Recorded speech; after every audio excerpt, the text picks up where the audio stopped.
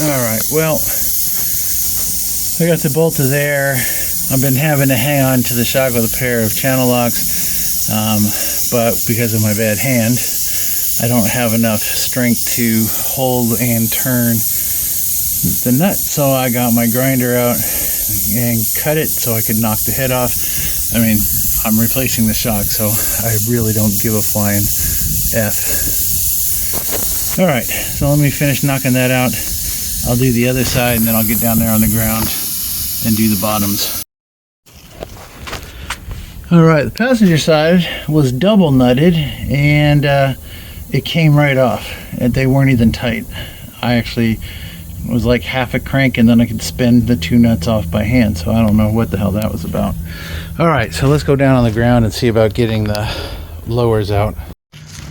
I should say the tops on the front were 9/16. These down here seem to be 3/4. So we'll go ahead and I sprayed some lubricant on the end.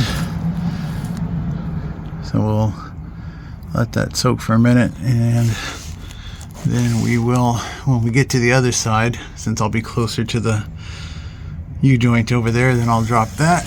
And I'm going to do the transmission. I'm going to pull the whole thing out because I'm guessing I'm probably going to need to buy U-joints as well.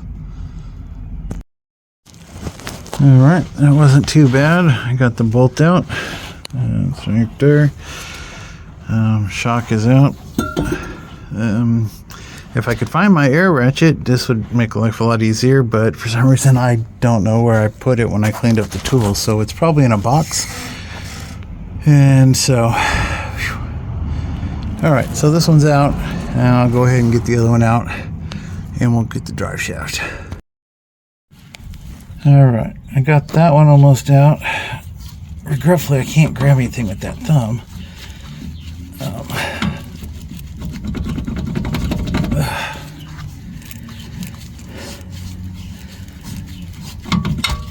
Okay, so, and that one's out. Got a lot of dirt up in here. There is so much mud and stuff that's caked into this thing.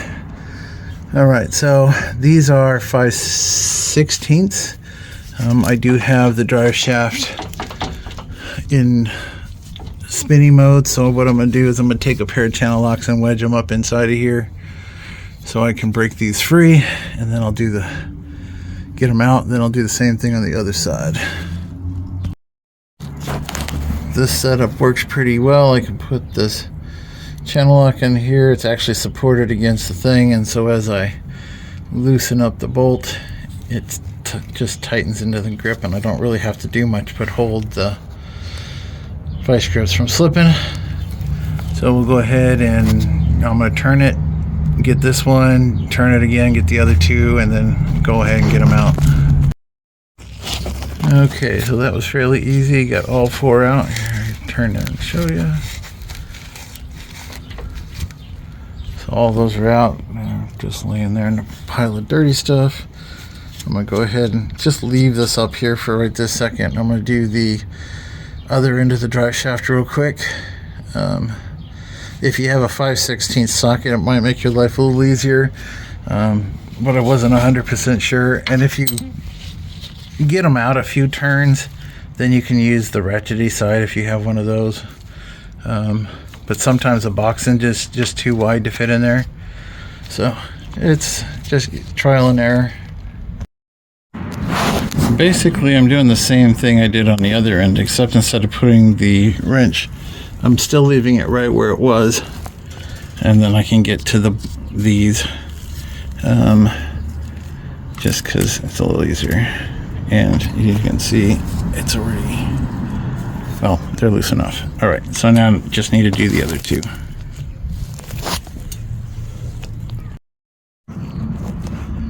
Okay, so all of those are out.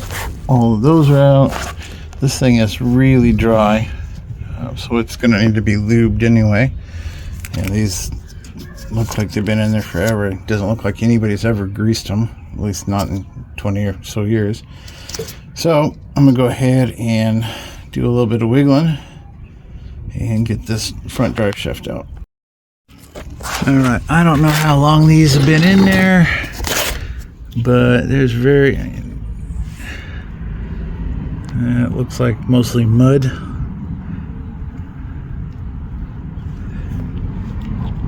Actually, that cap just like wiggles around anyway. Shit.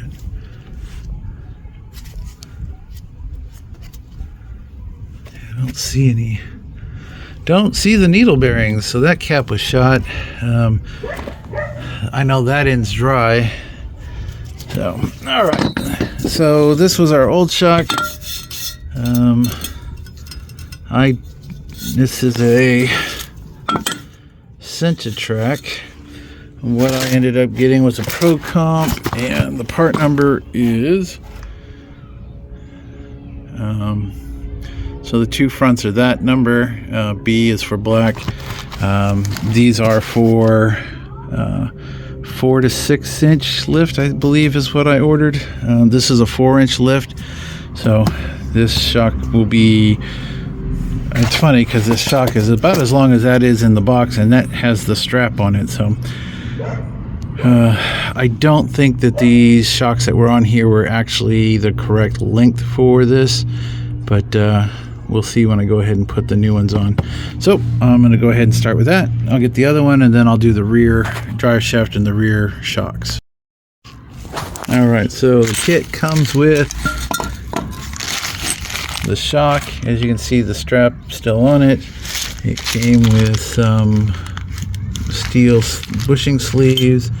It came with a adapter if yours had the bolt-on style, so you'd slide that through, which we don't. And new upper bushings and bolt. So we'll reuse the lower bolt and nut, but we will use the new nut on the top one. And a sticker, which I'm not going to put on there. We'll put it on a toolbox like I do. All right, so I'm going to go ahead and get the right bushing. I don't know if these are different. I'll check them against the bolt and make sure the bolt goes through smoothly and before I try to insert it. And I will get some silicone lube to spray on here, so that should go in a little easier. So yeah, so they are different size. They have two different part numbers. So one of them goes on real easy, slides all the way down, so that's the one we're going to use. This other one, it doesn't go on at all.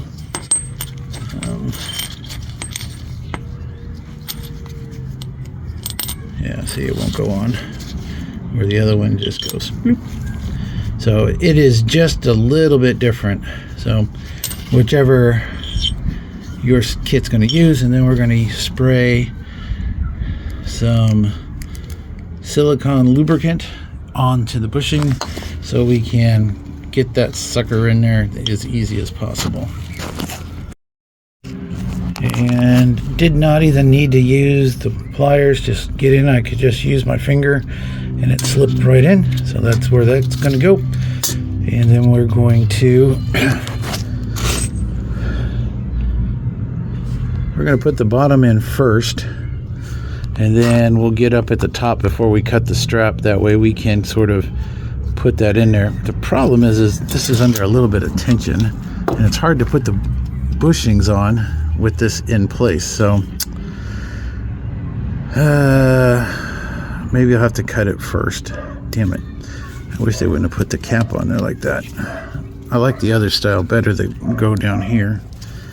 Okay, that's what we're going to work on. We got to put the bushing in. I went ahead and cut the strap so I could go ahead and put the bushing on, but you can tell the difference in the two shocks.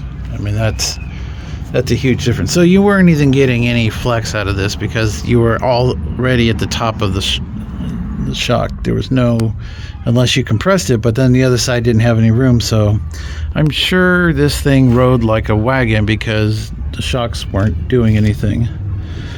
So let's get the bracket cleaned up. I'm gonna go in there with a little wire brush or wherever I put it, and then we'll clean that all up, and then we'll go ahead and get everything fitted. Okay, so that took a little bit of work, but I went ahead and poked it into the top hole And then from down here I was able to push it up and get it to sit onto the mount, and then I just used a screwdriver and wedged in here, lift it up just a little bit, and then I could slide the bolt in. Alright, so this is loose. I'm going to go ahead and tighten it up. Then I'm going to go ahead and do the top one. Then I'll go around and do the other side. Okay, so I put the bolts and the straps back into the U-joint bolt holes. Now I'm going to take a little wire brush so I can clean all this up, and this way I don't lose these caps in the meantime. And then I'll blow that all out, and then I'll go up and do this other bolt. Since I'm laying here, I might as well clean this. Alright, so depending on how thick your bushing and everything is, make sure you get everything lined up. I got a couple threads started. I had to push down on the silver part to get the nut started, so it's on. Now I'm going to take a 9/16 and tighten it down and call it good. Alright, so I got it probably about as thick as the nut is on. I just tightened it down until the tube started to spin, then held onto it with my hand and gave it a couple more cranks, and that should keep it in place. You should check it after 500 miles, readjust as necessary. Alright, let's do the other side. Alright, so same process. I put the sleeve in, have my hardware here for the top. I already put the bushing and the lower steel piece on the top part of the shock. I'm going to go ahead and slide that in. I had the bolt here a second ago. I don't know if it's under my foot. So I got the bolt. So we'll put that in, and then we'll push the top in first, and then we'll get the bottom in and tighten it down, and then we'll work on the back. Alright, so just like with the very front U-joint, I put the caps back on here on the front side of the transfer case going to the front axle. That way I don't lose the caps. We are going to be doing a slip yoke eliminator, and I did get a drive shaft for it. So we will be removing this rear drive shaft. So I did put some blocks under the wheels so that the Jeep doesn't roll, because this drive shaft isn't going to spin with the wheels on the ground like the front one being in neutral. And then the other thing we're going to do is knock those crusty shocks out there, but we're going to do this quick because it's sort of in the middle, and I might try to get the exhaust out of here today. It's not connected to anything. It's just resting on the straps that are holding everything up, and it's just the two bolts up there. So I should be able to get that out, hopefully. I should go ahead and hit that with some blaster while I'm waiting, because they're probably going to be bitch. And it doesn't really matter, because we are going to be replacing the exhaust manifold with a header, the Banks one. It is on its way, and it was on sale, so I got it for like $449 or something like that. It was free shipping, so not too bad. So when I do the intake manifold, I'll do the header at the same time. That way I can replace the gasket and everything will be new, and then I just have to worry about what I'm going to do for an exhaust when I get to that point. And I'm replacing this line, this clutch line, with a braided line. So I'm getting a braided line to replace this plastic bullshit. So hopefully that will help resolve anything. And I got that from Quadratrack, I think is where I ordered it from. I was busy last night ordering a bunch of crap. But I figured since I'm replacing the slave cylinder and the clutch pedal, the clutch master, and this thing is, 30 some odd years old, and you don't want to have this fracture and crack while you're out on the trail. So braided line one was like $60, so not too bad. All right, let's get back on this. Okay, so driver's side shock is off 3/4, top and bottom.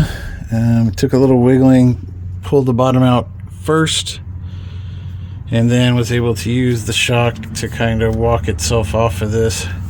Not so bad. I got the bottom U-bolt off, but I can't get the wrench on the top side. I had to go to a socket because they weren't they were wanting to strip. So what I'm going to have to do is, once I get the other shock out, pull the blocks out from the wheels, roll the Jeep back a little bit so I can get to the other side.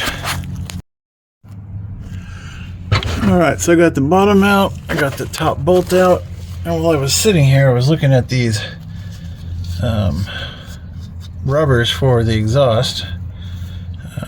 You can see that side should go right here, and it's all broken up, and this side is all broken up. So all of the weight of this exhaust is hanging on just the 2 bolts at the exhaust manifold. So I'm gonna have to replace these anyway. Like I said, I'm not sure if I'm gonna buy a factory replacement exhaust or have one built, but I'm probably gonna need a catalytic converter, because I'm looking at this one and I can't find any California emissions numbers on it, and that usually is an automatic fail. So no matter how old it is. So we'll see. Probably better to get it fixed. All right, so I'm going to pop this lower out here. Maybe. Okay, there we go. And then I should be able to wiggle it right off. All right. So I don't see any markings. It is silver, I think. So it might have been... I don't think this is the right one. I don't think this is nearly long enough for this lift, but I'll find out in a minute because I have the replacements. So I'm going to move this wheel chock here so I can roll the Jeep back and get to the other side of those U-bolts real quick.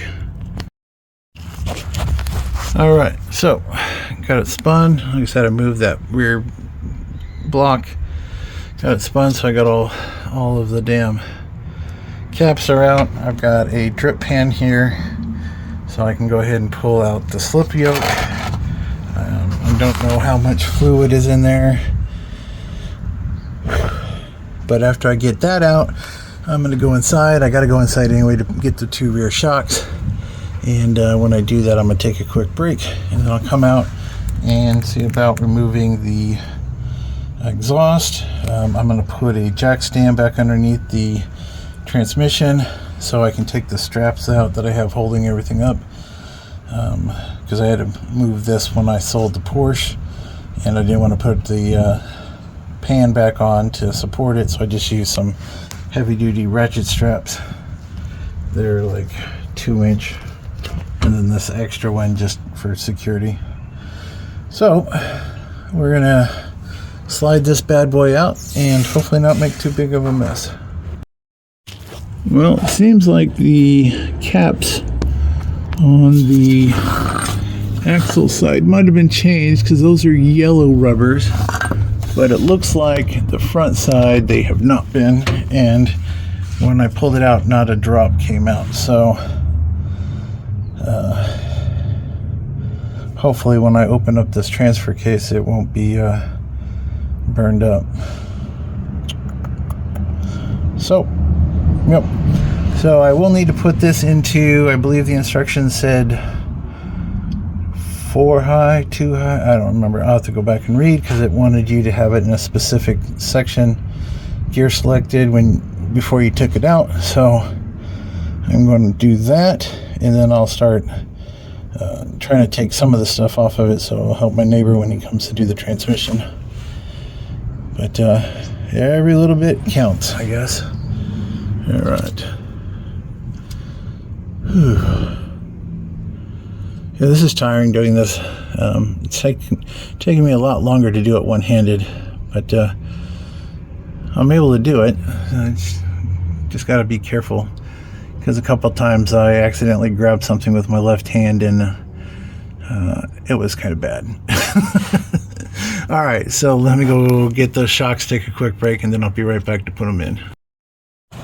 Alright, so here are my new shocks. This is the rear part number. This is one of the rears that I took off. It doesn't look very long, so we're going to go ahead, pull this out, take a look at it, and get it in, and then we're going to call it a day. I took a little bit of a break, had some liquid, a self-tapping screw that I don't know where it went. I'll throw that inside the car because the Jeep. This is the rear drive shaft that I took out. Oh, it does have some aftermarket U-joints in it. Those are red caps. Not too bad, but yeah, definitely going to be replacing that with a nice CV unit. The one I bought is for a 4 to 6 lift. This is a 4. I believe it was a rough country, or I don't know, it was like 299 bucks.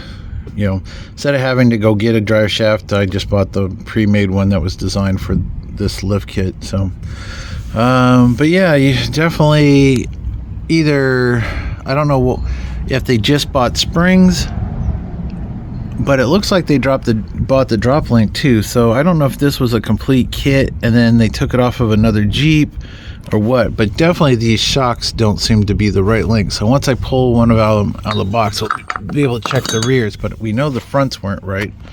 So let's check the rears.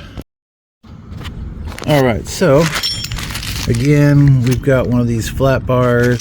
There's also one in this kit, and there's one in this kit, and also sleeves for several different sizes, so upper, lower.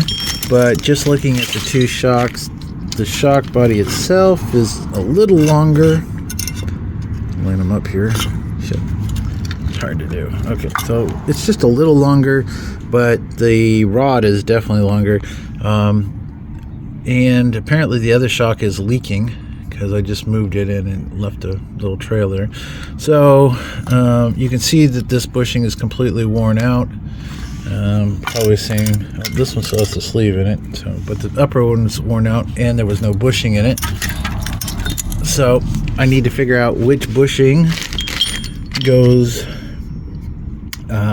to the nut, or to the bolt and to the shaft on the top, and then we'll get those put in real quick, and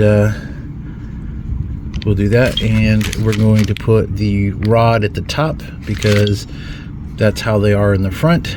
And so I believe there's no instructions on this particular one. Sometimes, let's see here, this says warning installation. There's some words right here. Warning, this end down. So yep, so the rod goes to the top. I don't know if you can read that right there, but it does tell you. Some of them do, some of them don't. But there's either an arrow here. Usually the arrow would point up. At least that's what I always remembered, but this actually does say this end down. So you're gonna put the body on the bottom, and we're gonna go from there. All right, so I gotta figure out the sleeve, and then we're gonna do the same thing, spray some silicone lubricant in both ends so that the sleeves slide in nice and clean, and then we'll figure out what the uppers and lower, which bag, I don't know which bag is which, because again, no instructions, but we'll get that figured out and we'll get that installed real quick. Alright, so I ended up opening up both bags, and the shortest one that fits over the bolt doesn't fit into the bracket. So we have to expand this out just a little bit to get that in there. So that's that one. The rest of them, different lengths and sizes. This is the shortest one that fits over the bolt on the bottom, so we're gonna go with that, and we'll just make that a little wider. We will probably use our trusty dusty grips here and just give it a little tweak on each side just to widen the hole out just a tad bit. next thing we're going to do is figure out what sleeve fits over the top and go with that, and then we'll get those inserted into the shock. Alright, and just like that, we just bent it a little bit and the sleeve fits in there. So we're going to go ahead and put that in the shock, and I still have to figure out which is the upper. Okay, well, the upper doesn't get a sleeve. That doesn't come off, and if it does, I don't know how to get it off. And none of the sleeves that I have fit over, so apparently we're only putting one in the bottom. Why it has all those extra ones, I guess that must be a universal shock for about 70 different vehicles or so. So, does that look bent? Or is that just my imagination? It's hard to tell, huh? So, we're just going to go ahead and lube that up, put the upper part on the shock, and then work the bottom in, and hopefully that goes in. Okay, so upper and lower is in. That went well. I forgot to put gloves on, so now my hand is getting dirty, so this is a brace. So that went in, it's nice and tight. I left the strap on, and it, even with the strap on, it hung down like a couple inches, so I was able to just push the shock up into place with the green strap on, and then go ahead and get the bolt in, and then I just took the green strap off. So that's good and tight. So nice black shock. Better than the white ones, I guess. Okay, let's do the other side and call this a day. My hand's starting to throb a little bit, but I should be able to get the last shock on. Alright, same thing. I got the smallest sleeve in. I lubed up the bushing so it went in nice and easy. I did have to spread this out just a hair to make it fit. I'm going to spray some lubricant up there, then we're going to insert the top end of the shock and put the bolt on it, then or the nut on it, and then we'll get this one fitted and set. Alright, so the top's fitted. You can see the strap still on. You can see that this shock is actually longer, which means that pushing it up, it will still have plenty of stroke for it to bottom out, where the other one was fully extended. When I took it out, it didn't go any farther. So once I push this up, I'll get the bolt started, slide through, and then it will loosen up the strap, and you can spin it to where the two ends are heat welded together, and you can pull the inside piece and it just breaks it. You don't have to cut it or anything, you can just pull it apart. Alright, so let me get this pushed up in there. On the other side, I was able just to push my hand up underneath here and push it into place. On this side, I just don't have the strength, and since this is my right hand I'm trying to do this with, I'm not as strong because I'm left-handed. So my next choice is to go grab that bottle jack over there and put it right here and just push it up into place with it. Alright, I am getting tired. So let me go do that real quick. Alright, so all four shocks are on and tightened down. Drive lines have been removed. So tomorrow I can work on getting the exhaust and the transfer case, shifter, and linkage out of the way.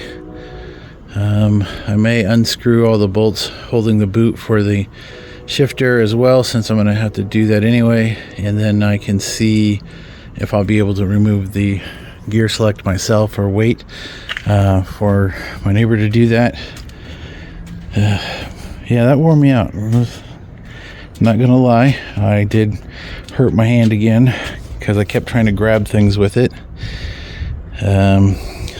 So yeah, the stock rear drive shaft will go to the scrap metal dude. The front one, I'm gonna order up the new U-joints, and we'll get that all cleaned up, probably paint it before we put it back in just so it looks nice. But yeah, so not too bad. Not too good, but not too bad. Still hate this tailgate being all tore up. I wish I could find a cheap replacement, but we'll figure that out as the time comes. All right, so many little projects to do. I did get a phone call finally from the referral service for the surgeon. Apparently I've been referred to a surgeon. Now I'm just waiting for insurance to approve it.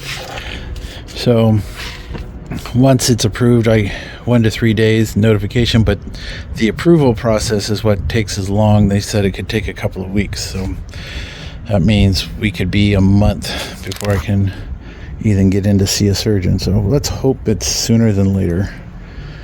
All right, thanks for watching. Have a great day.